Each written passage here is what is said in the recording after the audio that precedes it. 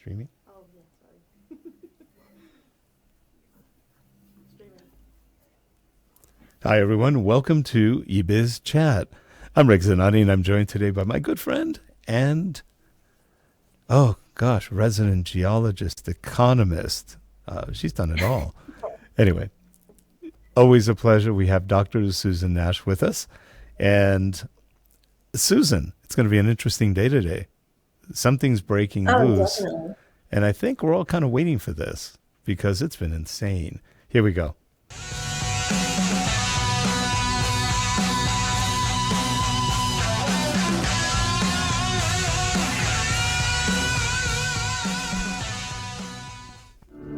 This show is sponsored by Relate Corporation, Digital Learning, Corporate Video, Learning Design, and Management Consulting.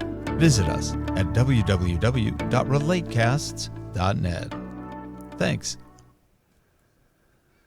Well, Susan, it's an interesting day today. I woke up and I started listening to some reviews of news and things like that. And all of a sudden, it seems like Marco Rubio got up, woke up and said, I am sick and tired of this New World Order junk and the way we're ruining our country. He blamed everything on Biden, by the way, and everything else and blah, blah, blah, blah, blah. Normally, we don't talk politics on the show. At least we skim around it sometimes. But this is interesting because the politicians are really starting to mess things up for the country, and it's all over the world. Lockstep stupidity is going on. And politicians are starting to get a hint that the people aren't that happy. They're not that happy with the economy.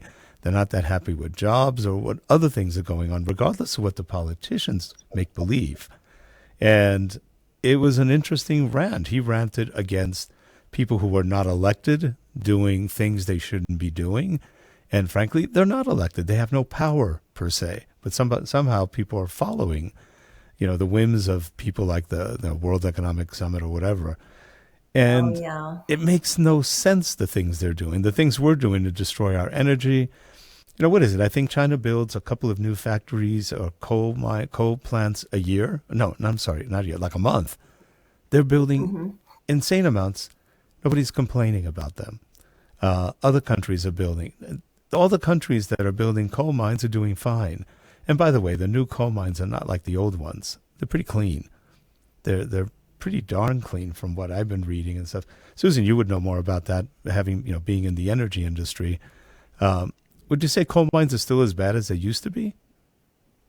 Well, I think mining is all automated. Now, in terms of the coal-fired plants, well, we have the case of South Africa where they have old technology. They don't have any scrubbers, and everybody complains, and then they're failing. So those are the bad ones. But I think the ones in Europe, the new ones that are coming online, they have to comply to stringent. Right. I have not evaluated, for example, a German coal-fired plant, but they do have a lot of technology to scrub out the sulfur dioxide and also the particulates. Yeah. Isn't there a lot of water residue from some of the coal mining nowadays or the coal plants? Yes. Yeah. So one thing that people don't recognize is there's a lot of fresh water in coal seams. And so in Wyoming, when they mine out the coal and also the coal bed methane, they produce a lot of water, and it's so clean that it's used in the surface, and it makes these enormous ponds, and ranchers love it. Oh, interesting. Yeah. So there's a lot of, like everything else, false science and all the complaints and all this that maybe were true at one point, but it's been at least 2 decades that they've been pretty clean, or a lot cleaner, and the residue is fairly clean. Like you said, farmers and ranchers like it because it's usable water. Now that's not the coal-fired plant. That's producing the natural gas from the when they pump out the gas, water comes with it, and the water is clean. Right. Yeah, that's interesting. So we've got all of our, this current administration, the first thing they did is close down at least 2 or 3 pipelines into the U.S. Insane. So we lost our lead in, for example, gas and all that, and gas and petroleum and all that. And that was sort of kind of crazy. No real reason to do that. And Europe's been doing the same thing, whether it's by destruction, war, or whatever, or by just lack of interest or political means, whatever they're doing. They're doing the same thing. They've cut a lot of important pipelines down, and it's not doing too well for them. The Germans took the brunt of it. They've had a very cold winter, from what I've been reading about. And I didn't think they're too happy about that. It was pretty cold. But Rubio went on and on for quite a while about what's going on. The president of, or king of Sweden, was the president of the minister of Sweden, same thing.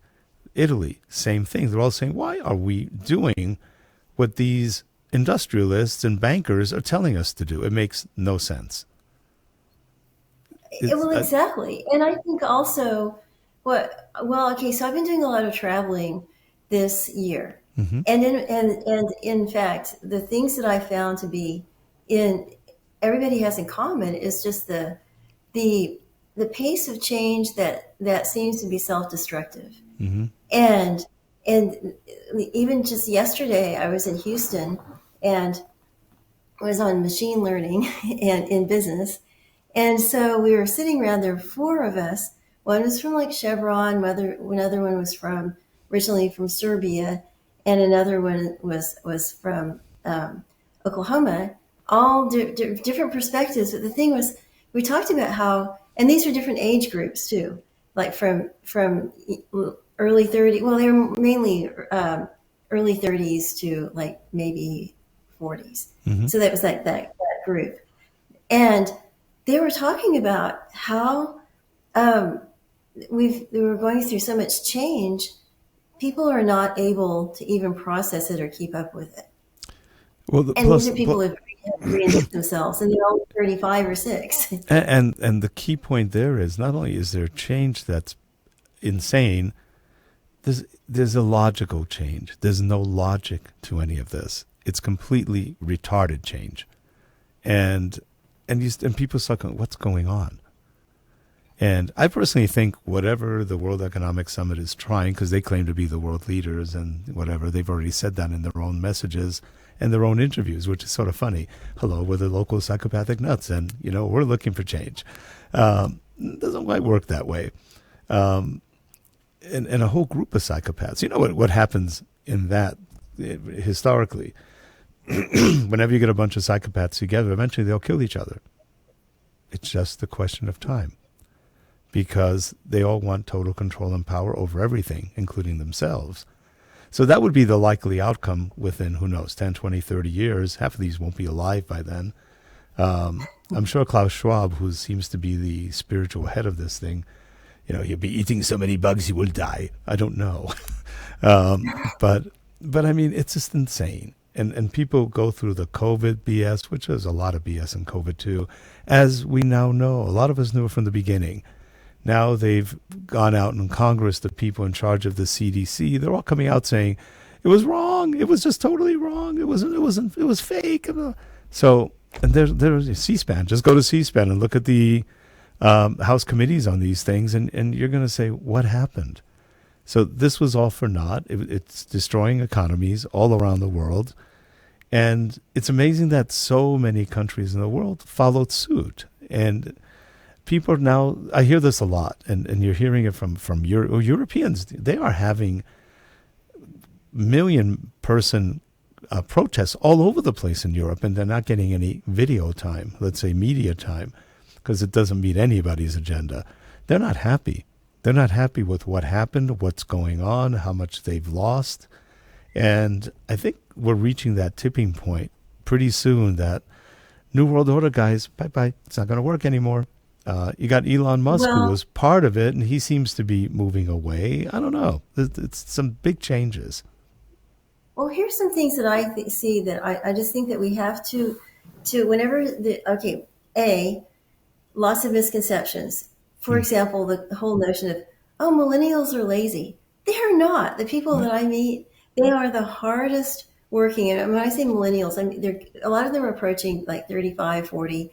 And they've been accused of being just slackers and lazy and whatever. They all are aggressively wanting to meet up. They work Right. the social media, etc. They're very innovative, very creative, and and then there's the other side where you have people who are feeling fear, Yeah. and the thing is that it's getting to the point where people are saying, I'm sorry, I'm not going to be manipulated by fear anymore Mm-hmm. because that puts me either in paralysis or Yep. I do this hair on fire bad decisions. Mm. Yep. And that's what COVID was all about. Fear. Fear. Fear, fear, fear. and that's And what, yeah. Oh, go ahead. I no, just, no, go no. ahead. And the thing is, as long as you are fearful, you will lose. Period. The nature of fear is to run or hide, rarely to fight back. Sometimes you do if you're desperate. But fear is not a good motivator. It doesn't work too well too long. No, it does not. And it does lead to very bad, precipitous behavior. And it's how cult leaders get power. But for Yep. example, we've been hearing about bank crises, etc. We're Mm. supposed to be fearful of that. And then the other Yeah. thing we've been hearing is like, oh, if you think that's bad, this is on CNN, the shadow banking industry is about to collapse and everybody will die. It's like they're talking about shadow banking is like your mutual funds, your retirement funds, the on and on. And I thought, okay, at first time my heart jumped up, oh no, and then I thought, okay, if I'm supposed to feel fear, I just need to step back and put a pause on this and maybe let myself feel fear Mm-hmm. later. Yeah. Also, not every single bank is in on it. Not No. everybody agrees with it. I know a lot of banks. We work in banking a lot, and I know a lot of bankers, and they they don't. They're trying to make money. They're not trying to lose money, and they're not trying to bankrupt all their customers because they would have no money. It's just a very Well, strange lack of logic going on. and But my well, it is true. It is true that people are flocking to the banks to get 5% on a CD, mm-hmm. and that not everybody wants to borrow money at 9%. The truth is, people have to borrow. And Right. so the bankers, that upside downness will eventually work itself out, Mm-hmm. and they will eventually have a huge profit. They're having to have a little bit of pain now, but think about when the interest rates go back down, they're not having to pay out as much on their CDs, but they have these mortgages Right. at 11%, 9%. Which, by the way, if you remember, in the 1980s, early 1980s, interest was at 20, 21%. People seem to have Was it that totally high? forgotten that. Oh, Hmm? wow. It was 20, I remember 21%. it was at Our first 14. I home remember loan was 14. 11% back then. 12, Yeah. 11%. Yeah, I remember And 14%. yeah, and that's what you had to live with. That was for about Hmm. 4 or 5 years. We had high inflation. And by the way, we had much better money control than we do now. Now it's just made up money. It's all, quantum easing and this and that. And we don't print money anymore. A lot of people don't realize we don't print money anymore. We just issue money. So you're Well, and issuing 80% of the dollars are outside the U.S. that too. I mean, so Yeah. that's why they can do the quantitative easing in the past without too much inflation. Because Right. and Ed pointed this out, Ed Stewart, that it didn't impact us that much because the money supply wasn't expanding that much here. Not here. No. But now it has more, Yeah. at least more, because they've printed, or they've issued trillions over the last 3, 4 years, and Hmm. bail out this. They're bailing out the stuff they create. That's what I find just wonderful. You create the mess, and then you come in and say, "We just saved it." No, you didn't. You created it, and more and more people are finally coming out and saying, "You are the problems. You're creating these problems, and you're not solving them. You're just putting a little Band-Aid over it. And whenever you feel like, when you have a whim, you're going to do it again." And when you start hearing common people saying, "Who are these globalist idiots?" And I mean, wow, the common people are now just going, they're getting aware of it. In other words, it's gotten out. you can't hide things forever, and Mhm. especially in the internet age. Yeah. Though I think right now the most popular person on earth might be Xi Jinping, because he's now Um, the peace broker everywhere. He's going around the world meeting with people. France and what's her name? I think she was the president of the EU. Her name just slipped. They went to Beijing recently and talked with him. He's meeting with everybody. And the only losers of those meetings are going to be us, the Americans. And we deserve it. I hate to say it because we've screwed a lot of people over throughout the lot many years, and it's coming back now. It's just well, to a point. okay. To a Well, point. I mean, I think there's some Trojan horse stuff here Oh, sure, there because is. Definitely. yeah, and I also think that there's a lot of posturing to try to scare people Hmm. into. So, for example, to think that um, traditional enemies that have mutually exclusive um, Hmm. interests would make a wonderful alliance Uh-huh. forever and ever is Yeah. kind of naive. I think Well, it is. or, well, And yeah, also you're right. what he's telling everybody is we will give you money, we will bring you up, and you can keep your culture. In the New World Order goes, you cannot do this. We can't have your own culture. I have to eat you first. It's a very different mindset. And so who knows what's going on behind the scenes. But in essence, China has a lot of problems. And you know that economically, a lot of people know how many problems they have. They're not as clean as they look. It's just that if you compare them to us right now, they look kind of okay, at least from a marketing point of view. But Well, it's interesting. I Yeah. think yeah, I think that what's happened that we've let ourselves be so filled with fear, and then also we have publicized in the tragedies, but we're not doing Right. anything about it. The Right. tragedies of homelessness, of drug addiction, of Oh, fentanyl we just stuff, ignore it. and We we're just, ignoring it, yeah. and then we're selling more arms supposedly, and that's what's causing on and on. And I mean, I don't think that we should. Well, we're publicizing it. We're not doing anything about it, and it leads to a lot of just feelings of helplessness. Yeah. And if you look at the major cities in the US, it's a mess. They're a mess. They're a social mess. Oh, It's horrific what's going on. And nobody's doing anything. They're not doing anything intelligent. And I don't have the answers to these things. They're pretty wide and far, but the answers coming out of the experts are just idiotic. Oh, let's give more needles to drug addicts. Hello, you're giving them clean needles to have poison. Hello? Logic? Common sense? Does that make any sense? No. No, things like that. Since we're running close on time, what prediction do you have for what's been going on with this whole reset, the New World Order, and the reset that they've been pushing for the last probably about 3-4 years? They've been talking about it for about 15-20 years, but now they're close. They're close to implementing some of this. I don't think they're going to do it. I don't think they have the well, I don't back. know. I don't know Yeah. what exactly we mean when they say reset. I've heard several things. So, what does it mean to you when they To me, say it's more of a they're going financial reset, which to? controls everything that way. If you can control the finances, you pretty much control everybody.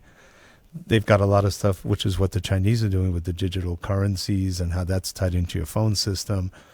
Not nice. It's not a nice system. If you like being controlled, I guess it's good. If you want the nanny state to think about everything for you, pretty good system. But most people, I don't think, would want that level of control. The 50-minute cities where you can't get out of them. You've exceeded your credits this week. You can't leave the city. So it's a lockdown, basically. And there's massive protests. I think it's in Oxford, in England, where they created Oh, a 50-minute city. Man, they're having riots, and people are angry as all else because they can't get out. And one person, he was Indian, from India, or maybe Pakistani, I'm not sure. And he was saying in a meeting to the people running it, he goes, no thought was given. Very calm, by the way. No thought was given to the real problems that this creates. For example, I have a business. It is a catering business with food. My employees don't live here. They have to travel from an outside city into our city, and they're getting blocked.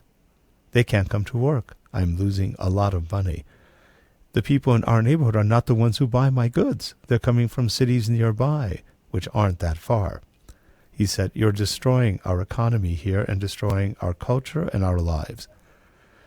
And the politicians are looking at him like, yeah, so it's like they're tone deaf. This is really interesting because I did not think that the 15-minute cities were like that. I thought of them more like in Houston. There used to be a town and country mall, and it's near Beltway 8 and I-10.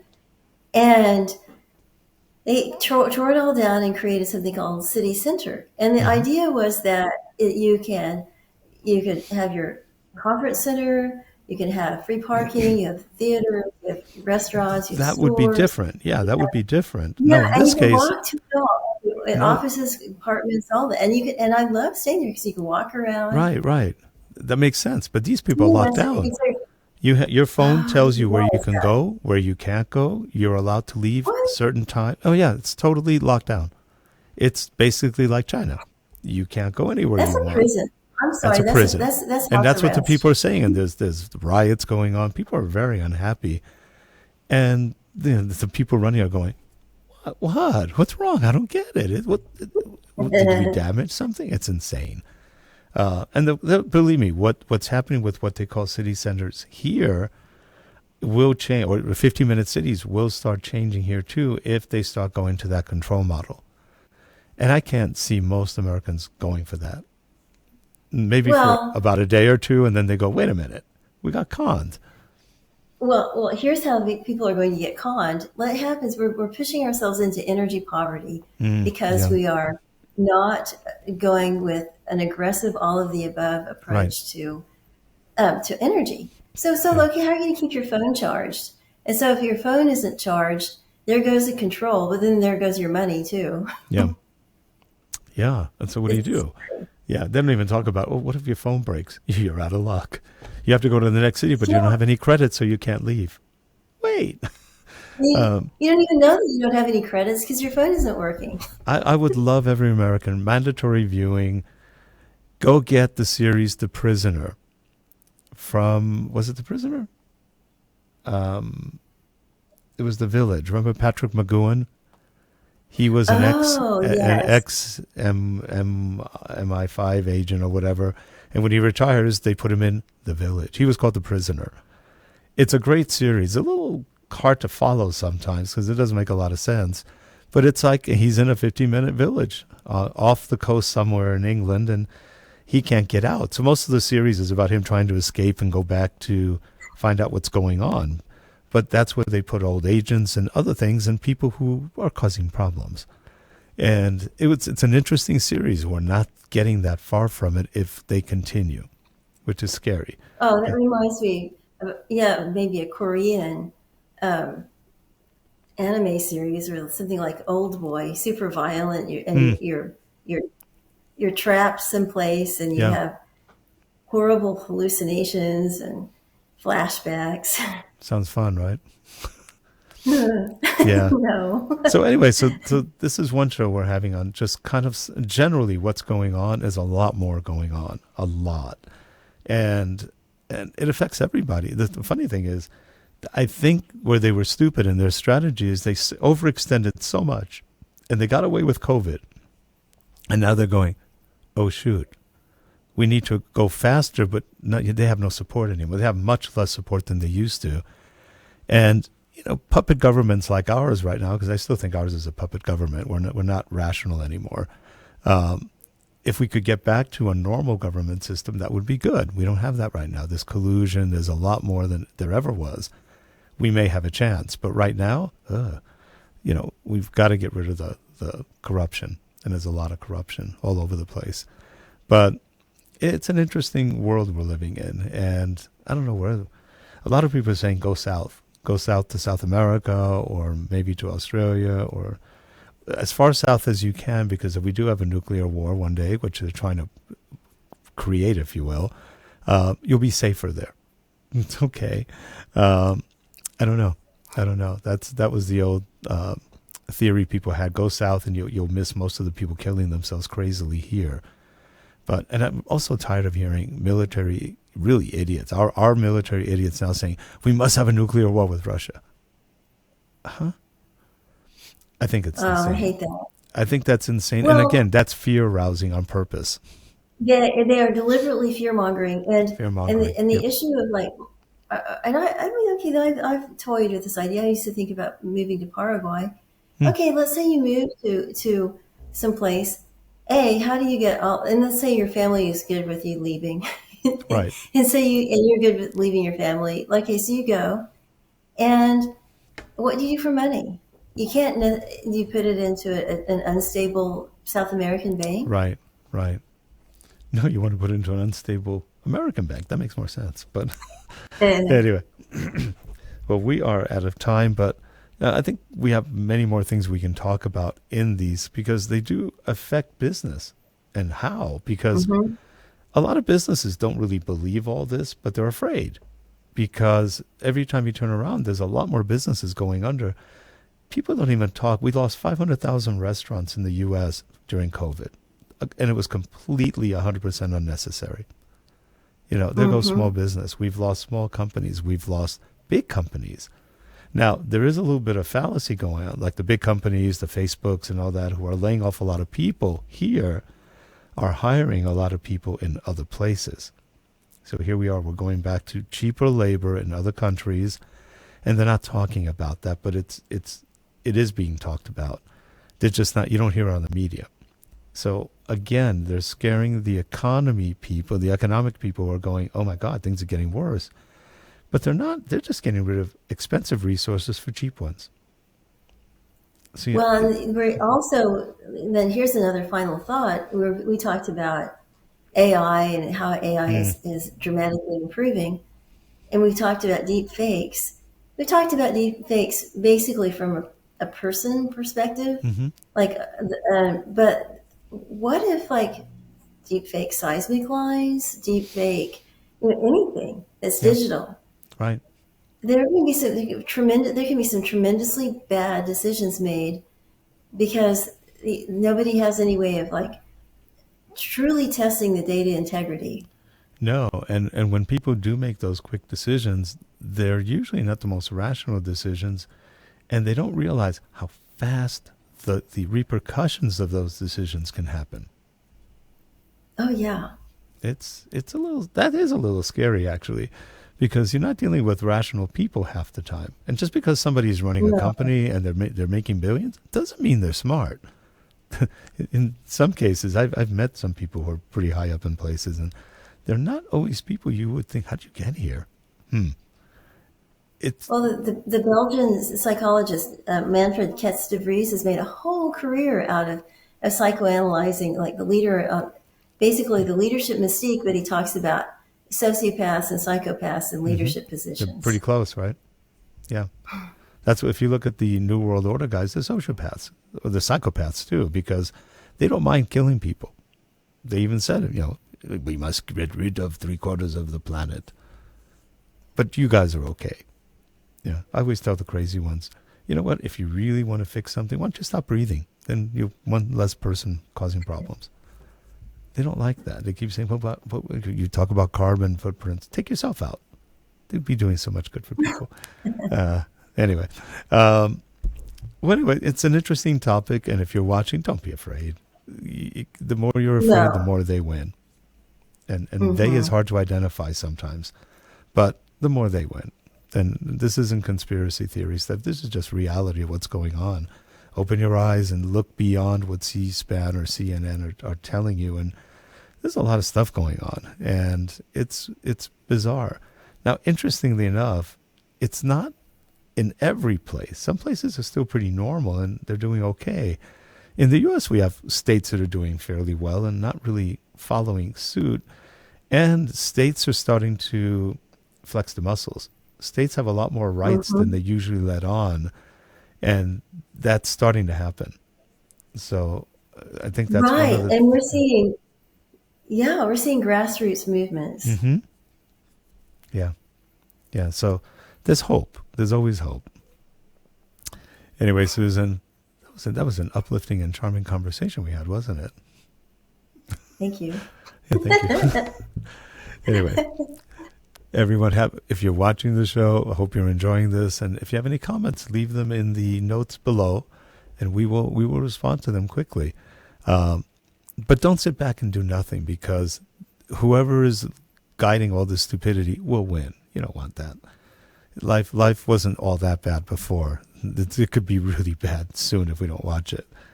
Anyway, have a good one, everyone. Susan, as always, a great pleasure. And I hope you get some rest, because you've been traveling a lot. And we will see you folks next week on eBizChat. Take care. Bye-bye.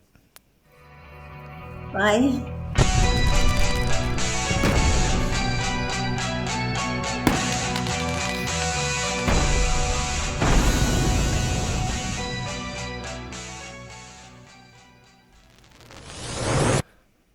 And that's a wrap.